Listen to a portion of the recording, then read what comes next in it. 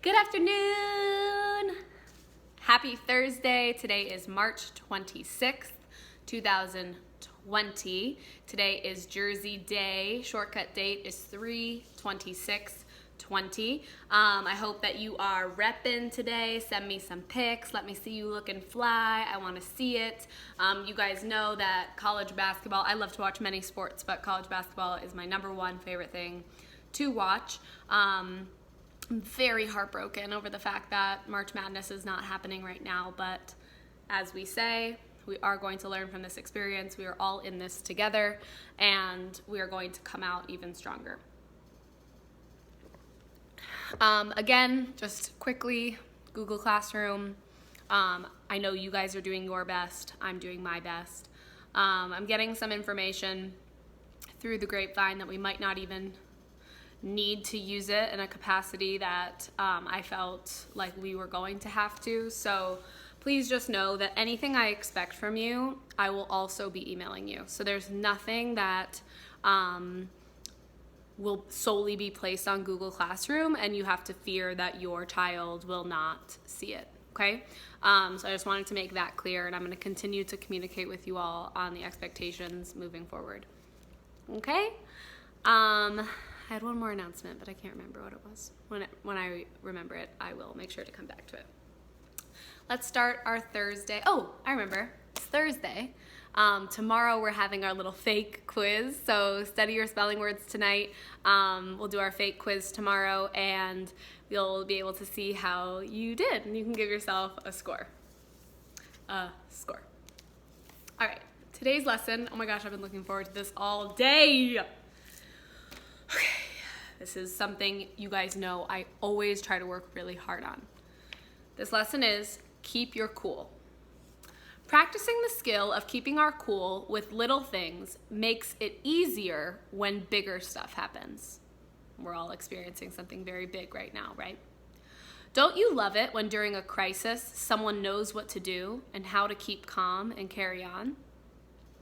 I can't help but admire people like the pilot who landed his plane on the Hudson River when his engines went out, saving the lives of hundreds of people. Most crises are not the kind where a plane loses both its engines. Most problems are mild pain in the butt type problems that people make big by freaking out. My advice is don't, right? So I think we can all look back on things that we've made into a really big deal, and now that we actually are dealing with a crisis like the coronavirus, it's something that if it were to happen now, we wouldn't react nearly as intensely, right? Because we know the difference between an intense crisis and a small crisis. When a problem arises, you have a choice to just clean it up, or complain about it and turn it into something it is not. I've shared the perspective that most crises are the cleanup in the aisle 3 kind. They are problems that require someone to clean up the mess and nothing more. Anyone who has ever had pets or kids know that poop and barf are part of the joys of living. Unpleasant, but no big deal. If you freak out about everything, you will feel like your life is out of control. Remain unruffled, and you will find yourself living in a more peaceful existence. Keep your cool, let a small issue remain small, and just handle it. That's very interesting, a very interesting perspective, especially with what we're going through right now. And tomorrow's lesson is going to be called Remember Who You Are. So that one's a pretty concise one, so I'm looking forward to that as well. Okay, for morning work today, you had a math story that had to do with fractions. Essentially, this, again, it's all about staying disciplined and jotting what you're solving for and sticking with that. If you're staying disciplined through these math stories, they should come together quite simply for you.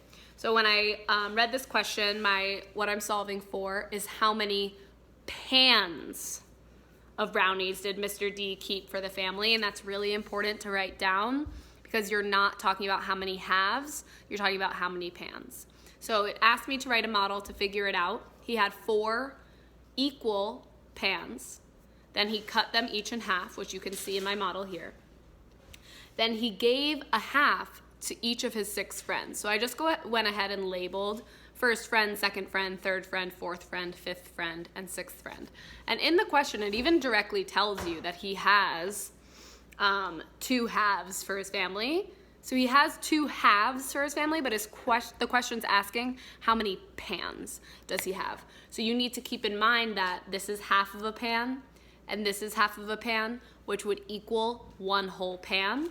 So as you can see here, 1/2 plus 1/2 equals 1 whole pan, and your equation to match the story is 1/2 plus 1/2 equals 1 whole. Tomorrow your morning work is a part A, NHM. Please make sure that you time yourself the first time that you do that. That also reminds me that please tell me that you have been keeping up with your math facts.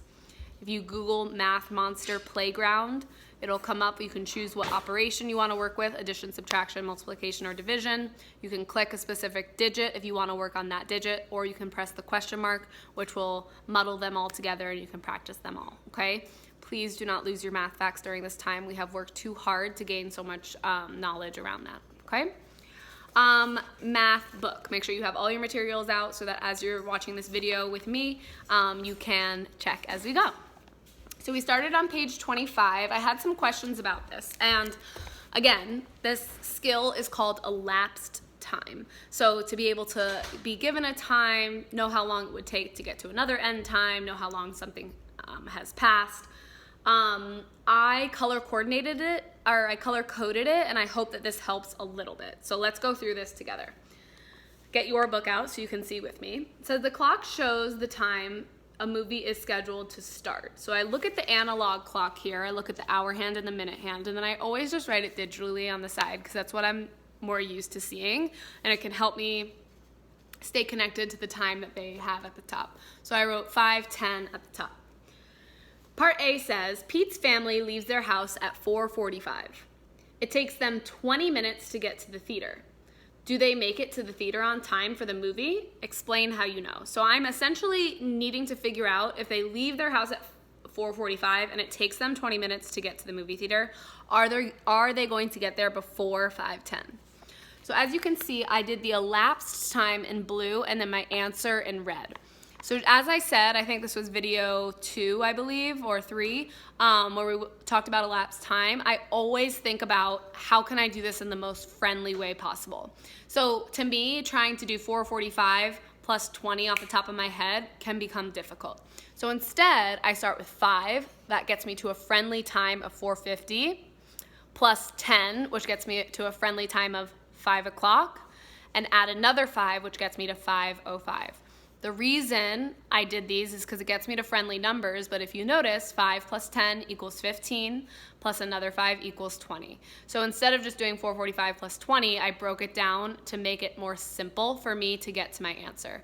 So I know that they get to the movie theater at 5:05. I also know that 5:05 is before 5:10, and so my answer is yes. Part B says the previews before the movie, and we all know what that looks like, begin at the time shown on the clock. So that means that the previews begin at 5:10. They last 14 minutes. At what time does the movie actually start? I personally think that these questions are really fun because I feel like it really makes me think. It's almost kind of similar to a brain teaser in a lot of ways. So if the previews start at 5:10, right, and it lasts 14 minutes, again, I'm gonna really make my life as simple as possible. I don't wanna make life harder for myself and make a precision error. So instead of just adding 14 minutes to 5:10, I added 10 to start, which got me to a friendly time of 5:20, plus another 4, which got me to 5:24. And of course, on a typical test or assessment, I would specify whether it was AM or PM. I can assume and interpret and infer that this is PM because who would go to the movies at 5 in the morning? But because they don't say that, I just left it the way that the problem is written. So as you can see here, the elapsed time is 10 plus 4, 14 minutes, but I made it in a friendly way. Part C, so I had a few people.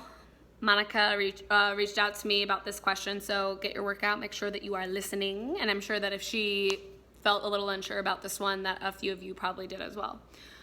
So part C says, the movie previews, the movie and the previews together. So both the previews and then the movie last 1 hour and 57 minutes. At what time does the movie end? So this requires you to understand the first parts of the question and remember that the time started, or the preview started, was 5:10. So that's essentially your start time. So you have 5:10, an hour, and 57 minutes. And 57 minutes is pretty close to another whole 60 minutes, which we know is 1 hour, right? So I can already interpret that my question is, just watch this here. This will make more sense. I don't want to confuse you. Okay, so here you can see my elapsed time. So I know I'm starting at 5:10. 1 hour passes because it's 1 hour and 57 minutes. 1 hour will get me to 6:10. 5:10 plus 1 hour gets me to 6:10. Then I added 50 minutes. Why do you think I didn't add 57 minutes? Because it's friendly. I want to make my life simple. So I added 50 minutes and got to a friendly time of 7 o'clock. So I have 1 hour and 50 minutes accounted for. I know that it actually lasted for 1 hour and 57 minutes. So I needed to add an additional 7 minutes, which got me to a time of 7:07. Okay, elapsed time here, 1 hour and 57 minutes. Friendly times, final answer. And last question says, after the movie, Pete's family goes home.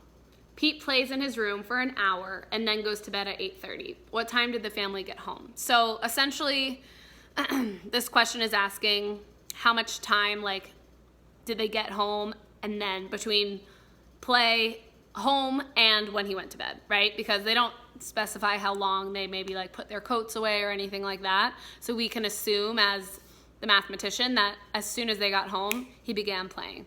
So I know that he played for 1 hour and then went to bed at 8:30. So my job as a mathematician is to kind of think, what is 1 hour before 8:30? And that's 7:30. So 7:30 should be your answer here. I hope that was helpful. Again, if you have questions, reach out. I love elapsed times. They're very puzzly to me, very riddly. All right, I'm gonna go through just the answers, I think, for these. And if you have questions, reach out to me for office hours, okay? So your answers for page 26 are A. You can see I literally wrote like, no, no, no. The other answers are not correct. B and D. If you got B or D wrong or you didn't know how to do it, the point was for you to be able to infer that a square, all sides are equal.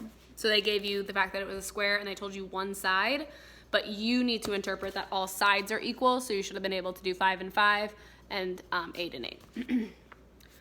The back question, 27, is page 27, number 35 is A.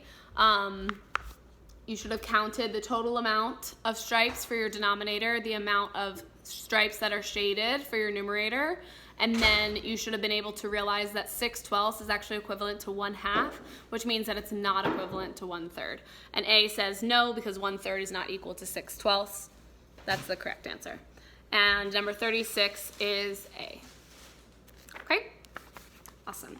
Tomorrow you have pages 28, 29,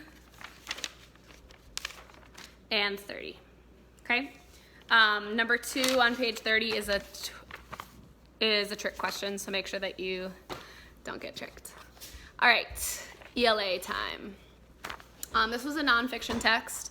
It wasn't my favorite in the world, but I also didn't think that it was super boring. I mean, it was interesting. I felt like it was a simple read, and I felt as though it was simple for me to understand the main idea. So I wasn't necessarily super entertained, but I felt like it allowed me to practice my reading skills. So I'm just gonna go through and just tell you my jots and then go over the correct answers. So how Benny West learned to be a painter. So we always want to make sure that as strong readers, if we're given something, especially on the M step, for example, and we're given a title, which we always know is going to be important, right? You're never going to just pick a title out of the blue. It's going to have to do with the main idea of the story. And if they give you italicized information, you need to read that, okay? Always read every single word on the page. So this is telling me this takes place in 1895. So already I'm thinking that this is in the past. And then after I read the beginning here, I knew that this was nonfiction. So after paragraph 1, I just wrote BW because we were just being introduced to Benjamin West. After paragraph 2, I wrote that he loved to draw.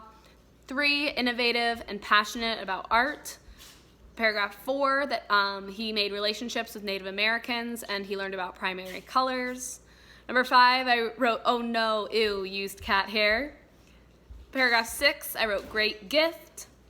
Paragraph 7, I wrote that painting was his only passion. Paragraph 8, I wrote caught skipping school. Paragraph 9, mom couldn't be upset. Paragraph 10, never lost passion. Number 11, king's painter. And at the end, I just wrote amazing journey. So as you were reading this, you should have put together, this is a nonfiction text, and so your main idea should have been the teach and the point of view, what the author's opinion on this text is. So I wrote that I was taught how BW became a painter, and the author's point of view is that's amazing how BW followed his dreams. Part A, on page 33, number 6, the answer is C.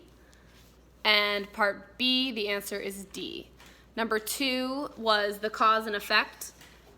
Here, go ahead and take a pause of the video if you want to check your work. Benny loved to draw. Benny forgot to do his work. Benny's cousin saw his picture. Benny received tools to make pictures. The king liked Benny's paintings. Benny became the king's painter. On the back, we have what is the meaning of the word indigo in paragraph 4. So I went back and I read, and the context of this question around it said, I got some of mother's indigo to make blue. So he was saying how he was making primary colors, and then he said, I got mother's indigo to make blue. I wasn't really sure what that meant. Well, I know because I'm old and I know what indigo is, but if I didn't know, that was kind of difficult for me. By reading around, it didn't make it much more clear. So I used the substitution method where I put each answer into the sentence. So I said, I got some of mother's dye from a plant to make blue. Okay, like that could work. I took mother's a type of paintbrush to make blue.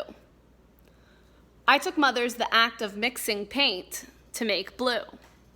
Or I used mother's a thick canvas to make blue. A thick canvas is essentially like a thicker piece of material that you would paint on, like a thick piece of paper essentially. So the only one that really made any sense to me was A. Number 9 is D, and number 10 is A, B, and E. So if you have any questions, reach out to me, but I want to keep moving because we're almost at 20 minutes. Math stories, I had so much fun with this. Obviously, it's super wordy, it's long, those are my favorite types, so it forces me to make sure that I am jotting what I'm solving for, especially because this question has 2 parts, so therefore you need 2 answers. And if you don't have 2 answers, then you didn't do this question fully. So you need to answer both. Which teacher's pizza is cut into larger slices, and is that student correct? Why or why not? So as you can see here, the first thing I did was draw a model, and yes, I know that pizzas are typically made in a circle, but I just feel that when I'm especially comparing fraction and fraction sizes, drawing a rectangular shape makes it much more precise. I also drew them on top of one another to give myself a really good visual. So I have Mrs. L's pizza that's cut into 6 equal slices, and I have Mrs. K's pizza that's cut into 8 equal slices. As I know, the denominator means the total number of pieces, but it also implies the size of the piece, right? So I can tell both by my model and by my conjecture that we made together. Remember, the smaller the number in the denominator, the bigger the piece. So the smaller the digit in the denominator, the bigger the piece. So which teacher's pizza was cut into larger slices? Mrs. L, for sure. Now, the student said that Mrs. Kraus' classroom, that 2 of their slices, so if they took 2 of these slices, and I shaded them here for you, would be more than 2 of Mrs. L's slices. So as you can see on the side, the student says that 2/8 would be more than 2/6. you can see that that's incorrect. And my explanation, not only can you see it in the model here, but the explanation that I give is that they're both using 2 pieces, right? So they're using the same amount of slices are being used, aka the numerator, but the size of Mrs. L's pieces are still bigger. So if one of Mrs. L's pieces is bigger than one of Mrs. K's pieces, 2 of Mrs. L's pieces are going to be larger than 2 of Mrs. K's pieces. So both of these parts are my answers, and then the equation to match the story. It's totally okay if you did not get this, because we haven't really used many comparison sentences in math stories yet, but the answer would be 2/6 is greater than 1/8. No, 2/6 is greater than 2/8, okay? Because that's really the equation piece that you were working with. Okay, tomorrow you're reading a text on page 35. I would recommend reading the italicized part a couple of times, and I honestly had to read this passage twice to fully understand, because I was a little distracted, but there's just like a lot of commotion going on. It also says up in the italicized part that Cam in the story has a photographic memory. So make sure that if you don't know what that is, you ask your parent or you look it up on the internet so that you have a little bit more context before diving in. All right, we are about 22 minutes into our video. As always, if this is where you typically stop, you may stop here. If you have been reading along with us, you may get comfy and cozy and get set up for Tales of Despereaux. So remember, the king is absolutely furious at this rat that fell into the queen's soup and stunned the queen so badly that the queen actually died. So the king is making rats illegal. He attempted to try and get his servants to go down there and kill all the rats in the dungeon, but they couldn't find them. So a lot of commotion going on, a lot of danger for sure. And he worked. Old one-eared Botticelli, Rimorso sat next to him, swinging his locket back and forth,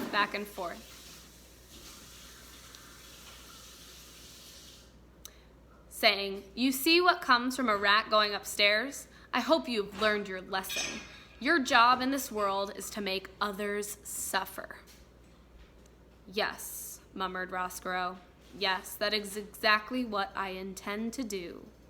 I will make the princess suffer for how she looked at me." And Roscoe worked and planned. The jailer Gregory held tight to his rope and made his own way through the darkness. And in a dark cell, the prisoner, who had once had a red tablecloth and now had nothing, spent his days and nights weeping quietly. High above the dungeon, upstairs in the castle, a small mouse stood alone one evening as his brothers and sisters sniffed for crumbs. He stood with his head cocked to one side, listening to a sweet sound he did not yet have a name for. There would be consequences of the mouse's love for music. You, reader, already know some of those consequences. Because of the music, the mouse would find his way to a princess. Are you connecting what mouse they're talking about? He would fall in love. And speaking of consequences, the same evening, Despereaux stood inside the castle, hearing music for the first time. Outside the castle, in the gloom of dusk, more consequences drew near. A wagon driven by a king's soldier and piled high with spoons and bowls and kettles was making its way to the castle. And beside the soldier, there sat a young girl with ears that looked nothing so much as pieces of cauliflower stuck to either side of her head. This girl's name, reader, was Miggery So.